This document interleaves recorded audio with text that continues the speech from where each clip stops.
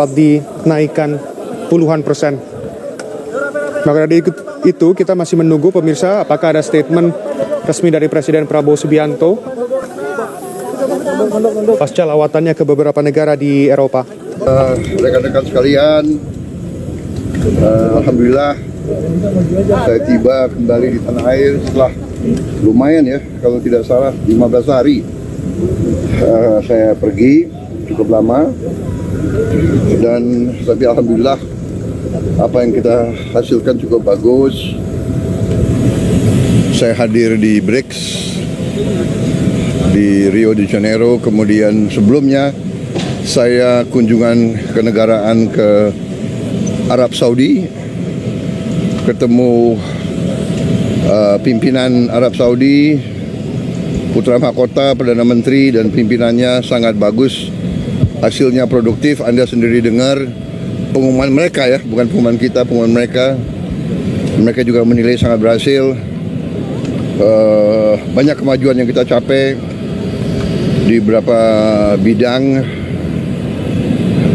Mereka tingkatkan investasi di Indonesia. Kemudian saya juga membahas, saya mengajukan bahwa Indonesia ingin membangun perkampungan haji yang permanen di situ. Secara prinsip mereka tidak keberatan, tapi tentunya akan dilakukan persiapan-persiapan perencanaan teknis. Saya sudah diberitahu rencana-rencananya, mudah-mudahan lancar. Di beberapa bidang kita juga sangat erat kerjasama dengan Arab Saudi, dengan negara-negara saudara-saudara kita di Timur Tengah, Mesir, Arab Saudi, Emirat Arab, Qatar, Yordan, sangat-sangat sinkron kita. Kemudian BRICS tentunya kita juga diterima sebagai anggota. Sesudah itu saya kunjungan resmi ke Republik Federasi Brazil ya, diterima Presiden Lula dengan baik. Brazil dan Indonesia sama-sama negara sangat besar, memiliki hutan tropis yang sangat besar, bisa dikatakan paru-paru dunia. Kita juga memiliki sumber-sumber alam yang sangat besar. Aneh kita berbicara ya, Presiden Lula dan saya mengatakan aneh, relatif kecil. Ya, di Inggris saya ketemu beberapa pejabat secara informal, tapi kita lobby, kita bahas soal Gaza, soal Ukraina dan sebagainya. Kemudian saya hadir di Brussels, di Uni Eropa. Itu ada terobosan luar biasa.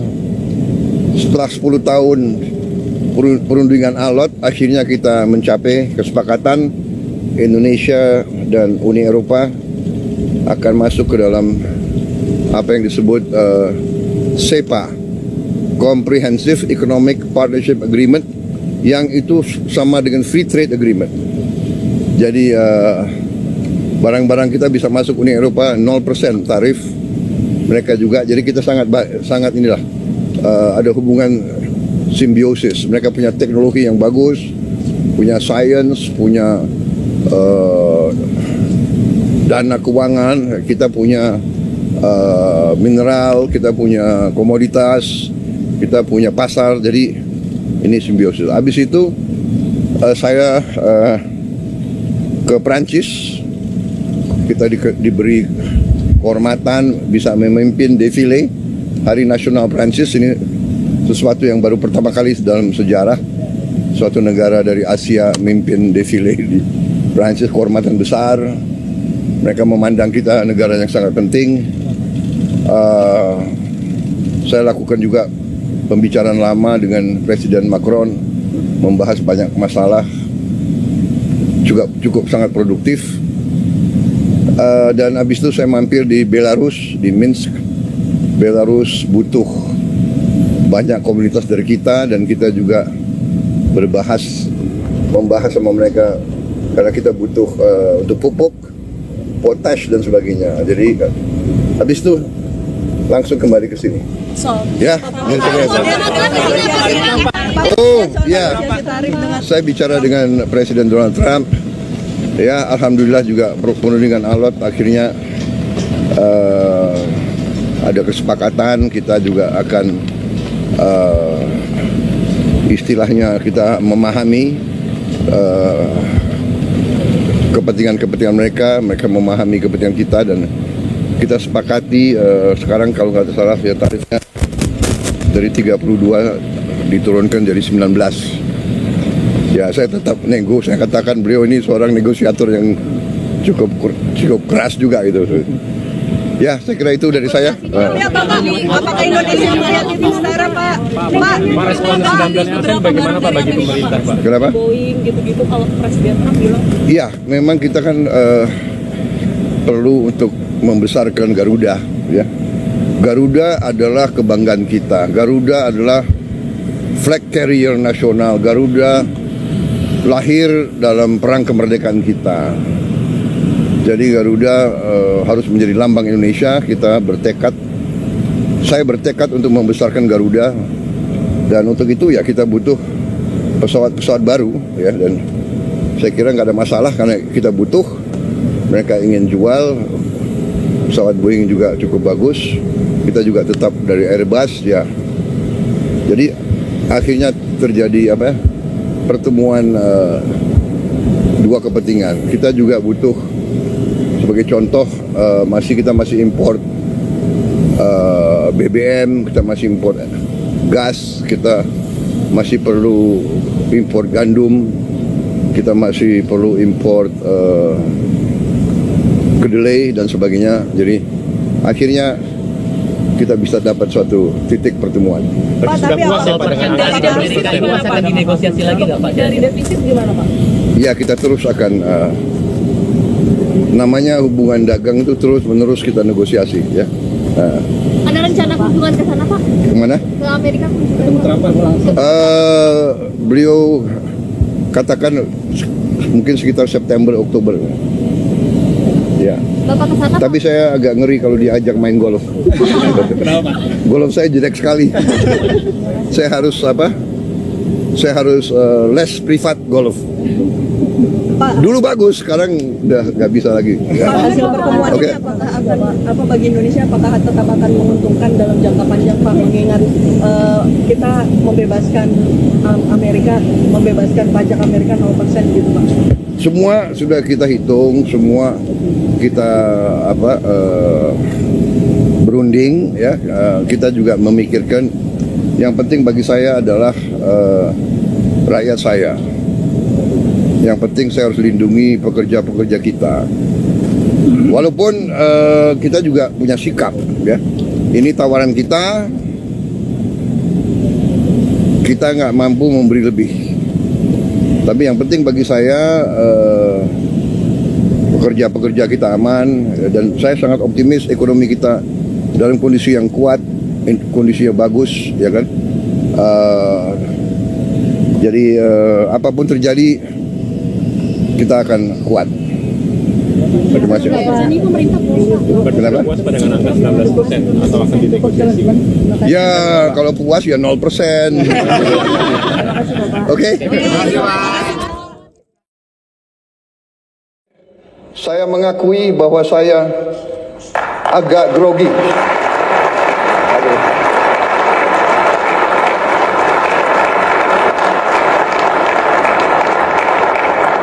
Kunjungan ini bukan sekedar kunjungan kenegaraan.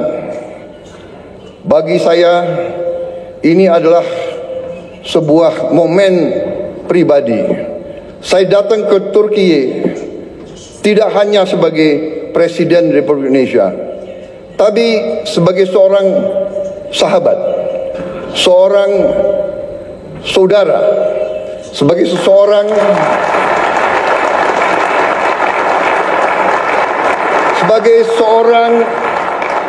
yang hatinya tersentuh oleh tanah ini, oleh sejarahnya, oleh perjuangannya, oleh rakyatnya. Turki memiliki tempat yang khusus, yang istimewa di hati rakyat Indonesia.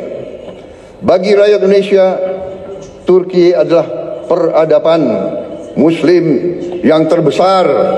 Bagi umat Islam di Indonesia,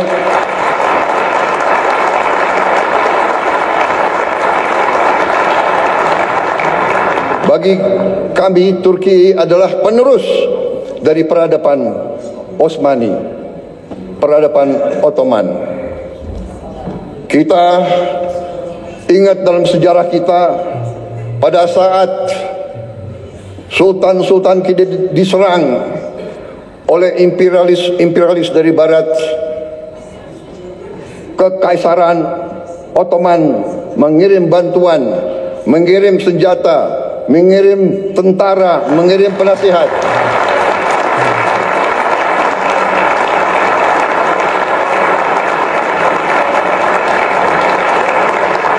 Sampai hari ini, tiap kali saya mengunjungi daerah-daerah sebagai politisi, saya berkampanye, saya ke Sumatera, saya ke Aceh, saya ke Deli Serdang, mereka ingat, mereka cerita bahwa dulu kakek-kakek mereka dilatih, dibantu oleh perwira-perwira, prajurit-prajurit dari Kekaisaran Ottoman. Sampai hari ini masih diceritakan oleh rakyat Indonesia.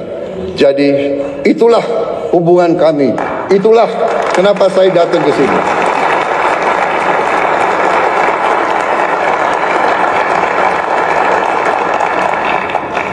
Mungkin saya adalah politisi Indonesia yang paling sering ke Turki. Mungkin pemerintah Anda bisa mencatat, hampir tiap tahun saya hadir di Turki.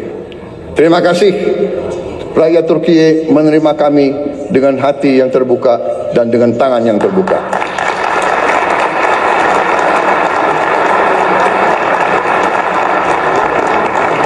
Ikatan ini lahir dari nilai-nilai yang sama. Perjuangan bersama. Perjuangan untuk kemerdekaan. Perjuangan untuk harga diri. Perjuangan untuk kehormatan, solidaritas, dan rasa kagum yang mendalam. Persahabatan ini telah terjalin selama berabad-abad. Dan sampai sekarang kami merasa pemimpin-pemimpin Turki selalu bersahabat dengan kami dan selalu terbuka sama kami dan selalu ingin membagi kemajuan-kemajuan yang dialami oleh rakyat Turki. Saudara-saudara sekalian, Majelis Agung yang terhormat, kita merasakan bahwa saat ini keadaan dunia penuh dengan ketidakpastian. Kita merasa sekarang bahwa terjadi penindasan oleh bangsa-bangsa yang besar terhadap bangsa-bangsa yang lemah. Kenapa saya bicara begini? Saya merasa kami di Indonesia melihat sikap Turki, kepemimpinan pemimpin-pemimpin Turki yang tegas membela mereka yang lemah, yang tegas membela perjuangan rakyat-rakyat yang tertindas, terutama saudara-saudara kita di Palestina.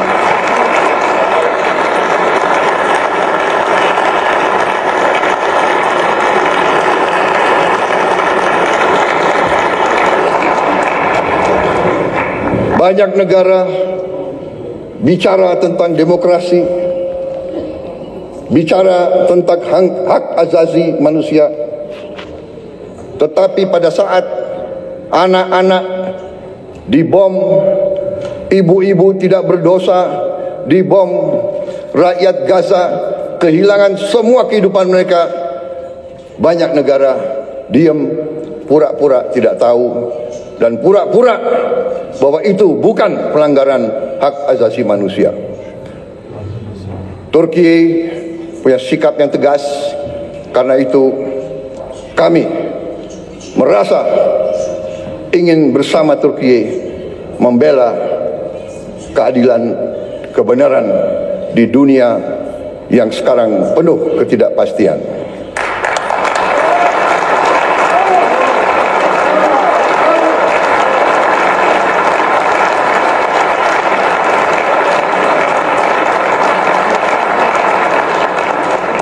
Saudara-saudara sekalian yang saya hormati, saya sendiri secara pribadi adalah pengagum sejarah Turki. Saya belajar tentang sejarah Turki. Saya diinspirasi oleh sejarah Turki, oleh sejarah saudara-saudara sekalian. Sebagai anak muda, saya punya pahlawan, saya punya ikon adalah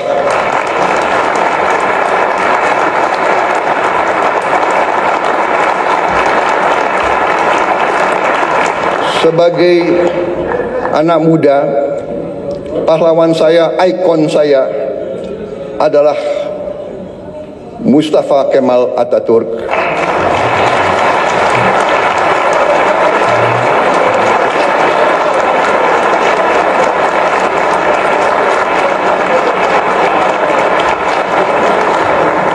Dan Mehmet Penakluk, Mehmet Sang Penakluk.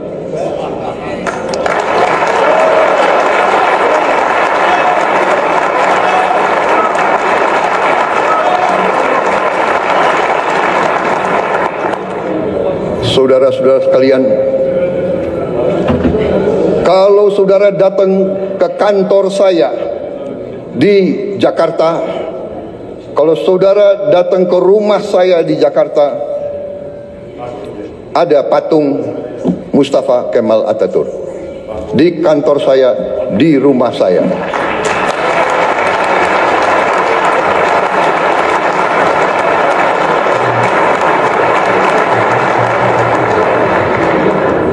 Bagi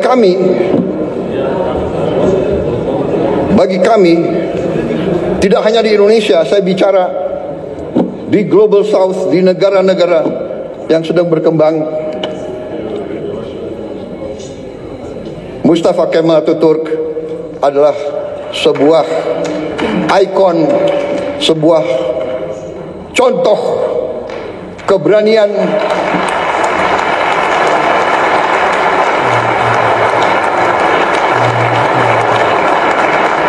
contoh kepemimpinan, contoh patriotisme, contoh semangat tidak mengenal menyerah.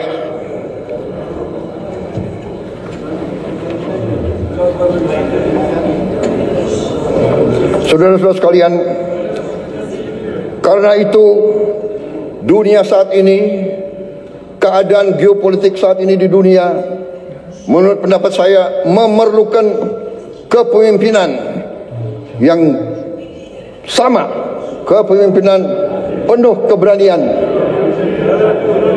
kepemimpinan penuh kearifan. Saudara-saudara sekalian, Turki dan Indonesia harus tampil, harus kuat. Saudara-saudara sekalian, kalau kita bekerja sama,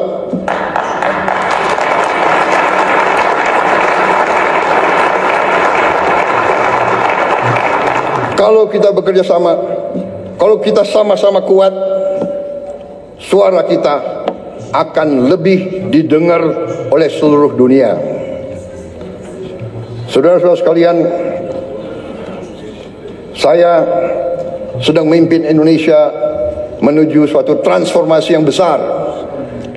Kita ingin memperbaiki ekonomi kita. Kita ingin membangun pemerintah yang bersih dari korupsi, supaya rakyat Indonesia bisa hidup dengan baik. Karena itu saya ingin semakin dekat dengan Turki.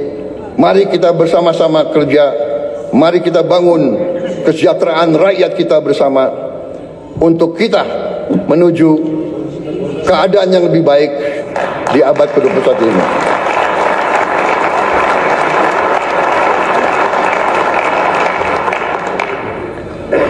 Peradaban kita memerlukan suatu perjuangan mencapai hak semua bangsa untuk hidup dengan baik, hidup dengan aman, hidup dengan damai tanpa penindasan oleh siapapun. Saudara-saudara sekalian, saya yakin Turki dan Indonesia dapat berbuat yang terbaik bagi kepentingan umat manusia dan dunia. Terima kasih. Wassalamualaikum warahmatullahi wabarakatuh.